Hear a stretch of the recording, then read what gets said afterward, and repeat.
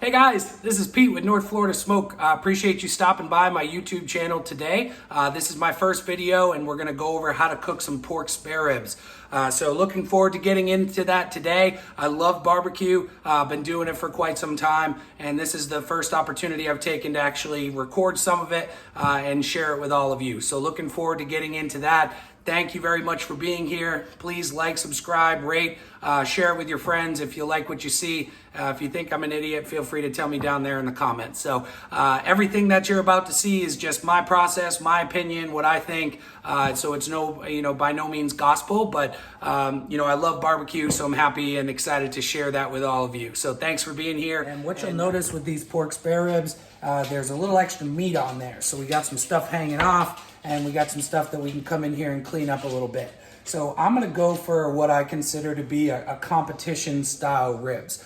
I like to get a nice bite on my rib. I like to get a nice clean bite out of there where the meat pulls off the bone but stays intact. So that's what we're gonna do today. The thing I'm gonna do here in turning this thing over, as you can see, there's this nice shiny kind of thick membrane here, and this is called the silver skin. So I wanna remove this off my ribs. I always do that unless I'm cooking beef back ribs, and that's because they hold together better. So with these ribs, I'm gonna go ahead and take this membrane off. The easiest way I have to do this is using a spoon and a paper towel. So what we're gonna do here is, if you can get a little piece of it started and just grab it with a paper towel and kind of use a spoon as some leverage here, you wanna kind of get that membrane started moving off. Now it comes off in a clean sheet. That's a great day when that happens. Sometimes it takes a little bit more effort.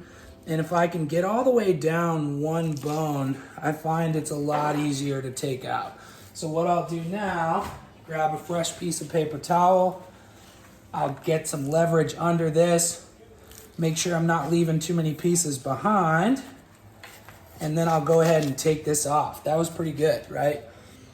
So here's a nice piece of that silver skin. We've taken that off. We're gonna get rid of that. Okay, so this allows our rub to get in and penetrate the meat, and it allows all that flavor to get in there and get into these ribs. It doesn't need to be perfect. This is barbecue, it's not science, right? So when we flip these ribs over, I want a nice square rib on my St. Louis cut. So what I'm gonna do is I'm gonna take my knife here and I'm gonna cut this piece off. Right, and then I'm also, I'm gonna do it from this side because it's a little easier to kind of see where the ribs end. I'm gonna take this short bone out, right? So I'm gonna take this nice piece of meat here and I'm gonna use that to kind of square up these ribs. So I'm gonna cut straight through that. And now you'll notice we've kind of have a little bit of a cleaned up, squared off rib. So that's what we're looking for here. Now, any of this excess fat that I can easily pull up, I'm gonna go ahead and take that off, right? So I don't typically like to trim too much, but if they come a little fatty on the edge here, I'm gonna go ahead and take that off because I wanna get a nice bite in the meat there. I wanna give my bones a little opportunity to pull through the meat. And so I'm just gonna kind of clean these up a little bit.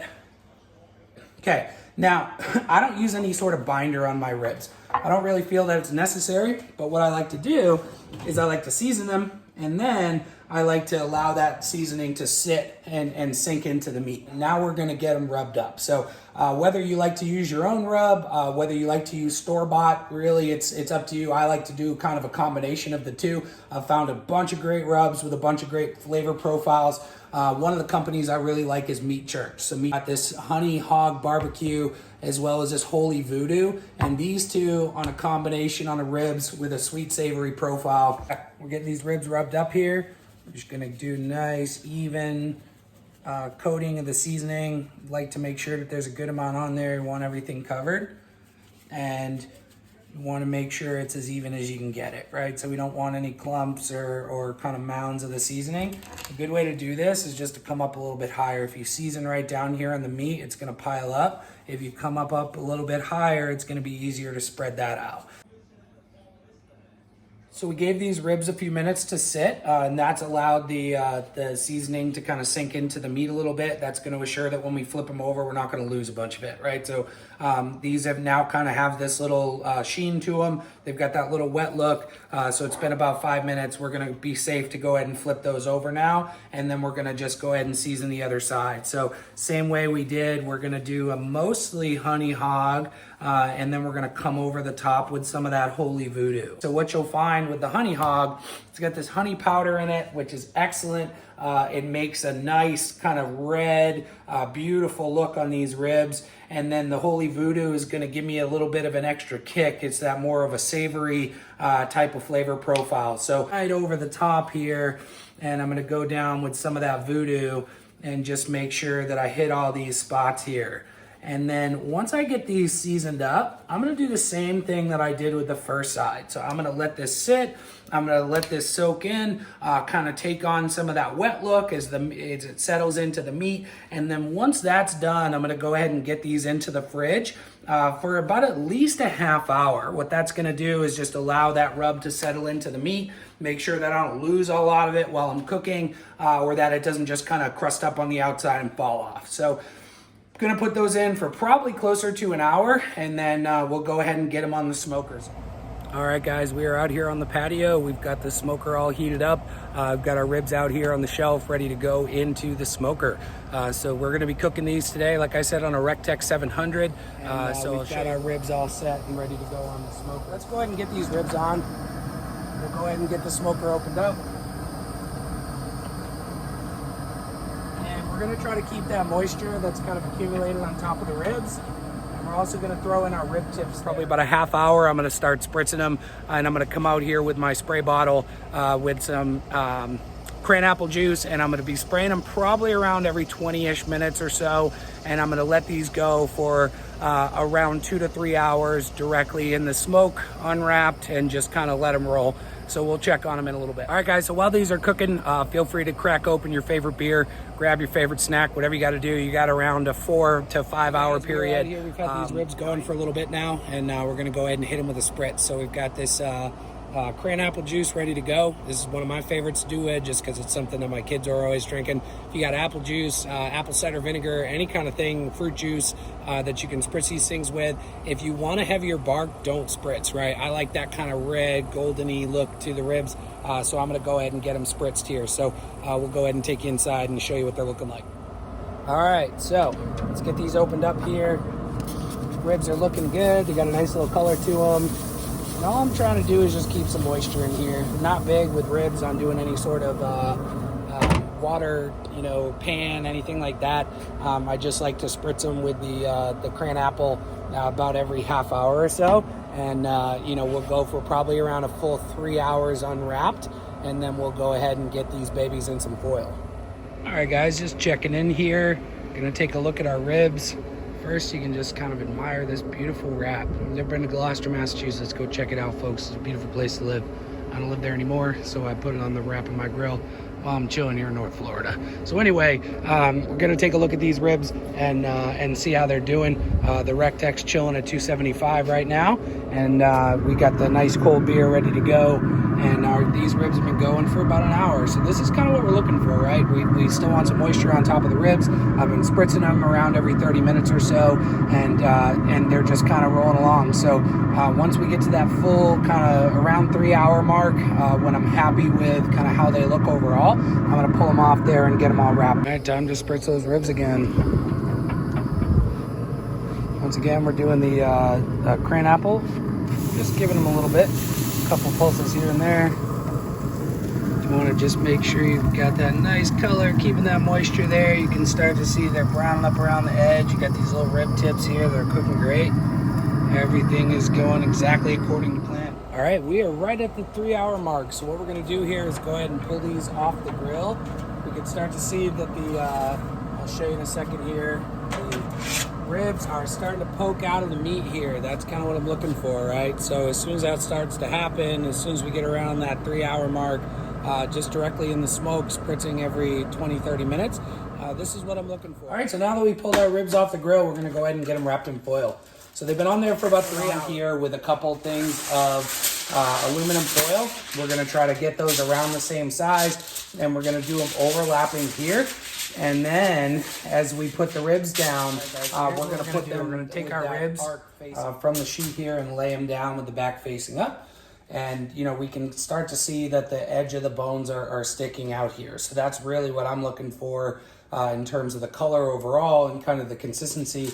So what I'm gonna do is take these small pads of butter, and I'm gonna do about 4 of them and just kind of evenly space them out around the meat here. So once I've got those pads of butter in place, I'm gonna try to stay away from the edges here because I don't want this to run over too much, and I want it to stay on the underside. You know, pinch or kind of almost a quarter handful, if you will, of brown sugar, and I'm just gonna drizzle that over the top here and cover up that butter that I just put down. So I'm just gonna, not too much, but just a couple pinches there in terms of what that stacks out to be. Now, what that's gonna really give us is a little bit of a steam pocket here. Now, typically, I would put some honey over the top. So I'll take some fresh honey and just pour that over the top. I'm actually out of honey, so I'm gonna use a little bit of agave syrup.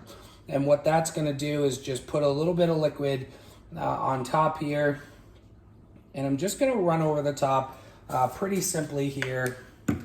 And really, I don't want too much, just a little bit of drizzles. All right, guys, here we are. So we've got the brown sugar, the butter, and a little bit of agave syrup over the top of the ribs, and now we're gonna go ahead and get them wrapped up. I'm gonna use both sides of this. I'm gonna pull those together, and then I'm gonna kind of just start wrapping down from the middle.